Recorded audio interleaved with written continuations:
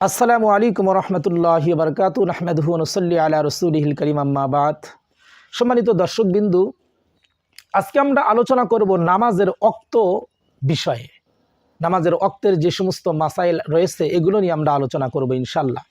সর্বপ্রথম আমরা জানব ফজরের নামাজের ওয়াক্ত কখন শুরু হয় এবং কখন শেষ হয়।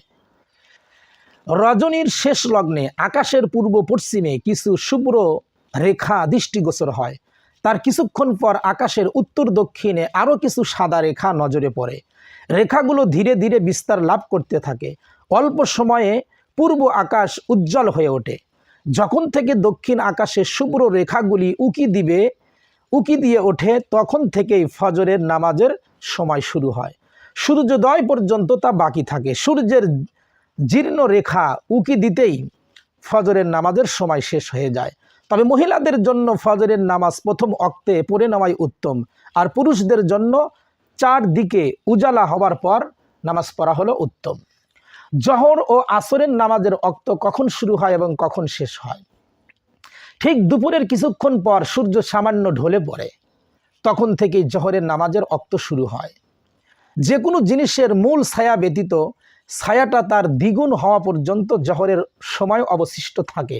অবশ্য ছায়া সমপরিমাণ হওয়ার পূর্বেই নামাজ পড়ে নেওয়া মুস্তাহাব। যেমন এক হাত লাঠি, ঠিক দুপুরে তার ছায়া ছিল 4 আঙ্গুল, সুতরাং 4 আঙ্গুল বাদে তার ছায়া যতক্ষণ 2 হাত না হবে ততক্ষণ পর্যন্ত জহরের নামাজের সময় বাকি থাকবে। আর যখন উক্ত লাঠির ছায়া 2 হাত 4 আঙ্গুল হয়ে যাবে তখন জহরের নামাজের সময় বাকি থাকবে না, সেটা শেষ হয়ে যাবে। কোনো ব্যক্তি যদি এই নির্ধারিত সময়ের পরে জহরের নামাজ পড়ে নেয় তাহলে তার নামাজ কাজা বলে গণ্য হবে। আসরের ওয়াক্ত কখন শুরু হয় এবং কখন শেষ হয়? জহরের ওয়াক্ত শেষ হওয়ার সাথে সাথেই আসরের ওয়াক্ত শুরু হয়ে যায়।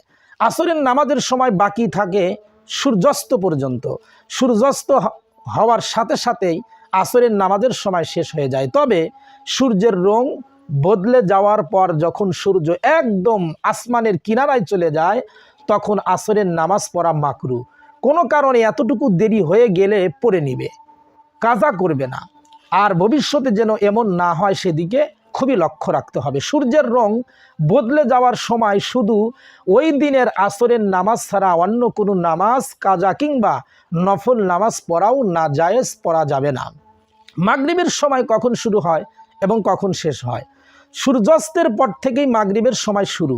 পশ্চিম আকাশে রক্তিম রেখাগুলো যতক্ষণ থাকবে ততক্ষণ মাগরিবের নামাজ পড়া যাবে, কিন্তু ওজোর ছাড়া মাগরিবের আজান ও নামাজের মাঝে 2 রাকাত নামাজ পড়তে যে সময় লাগে এর চাইতে অধিক পরিমাণ সময়ের ব্যবধান নামাজ পড়া মাকরু।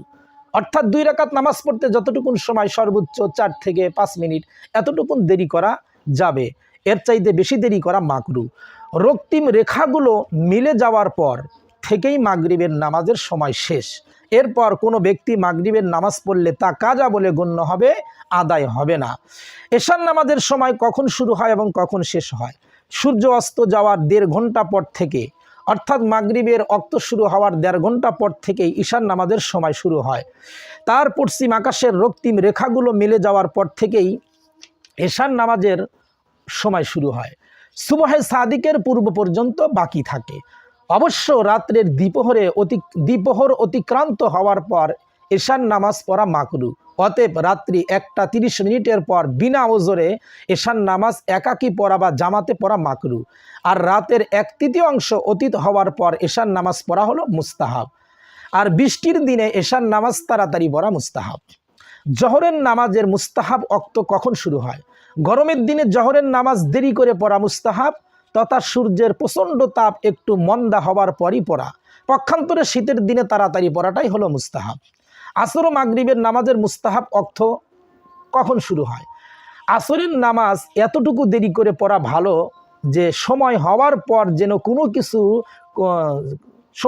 পর যেন কিছু নফল পড়তে চাইলে পড়ে নিতে পারে। কারণ আসরের নামাজের পর যেহেতু কোনো নফল নেই, তবে সূর্য হলদে হওয়া পর্যন্ত যেন আসরের নামাজ দেরি না হয়ে যায়, অন্যথায় মাকরু হয়ে যাবে। মাগরিবের নামাজ সর্বদাই তাড়াতাড়ি পড়া মুস্তাহাব। বেতরের নামাজ কোন সময় পড়া উত্তম? শেষ রাতে তাহাজ্জুদের অভ্যস্ত এমন ব্যক্তি যদি আত্মবিশ্বাস থাকে যে আমি অবশ্যই উঠতে পারবো, তাহলে বিতের তাহাজ্জুদের পরে পড়া ভালো, অন্যথায় ইশার পর শোয়ার পূর্বেই পড়ে নিতে হবে।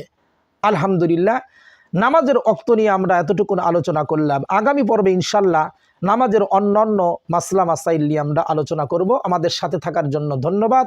আগামী পর্ব ইনশাল্লাহ আমাদের সাথে থাকবেন। জাযাকাল্লাহ খায়ের। আসসালামু আলাইকুম ওয়া রাহমাতুল্লাহি ওয়া বারাকাতুহু।